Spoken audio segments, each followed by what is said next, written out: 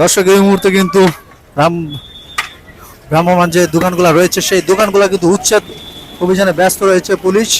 তারই চিত্র কিন্তু এই মুহূর্তে আপনাদেরকে দেখানোর চেষ্টা করছি। রাস্তায় কিন্তু তীব্র যানজট কিন্তু এই মুহূর্তে সৃষ্টি হয়ে গেছে। বিভিন্ন গাড়ি কিন্তু এই মুহূর্তে যানজট লেগে গিয়েছে, তারই চিত্র।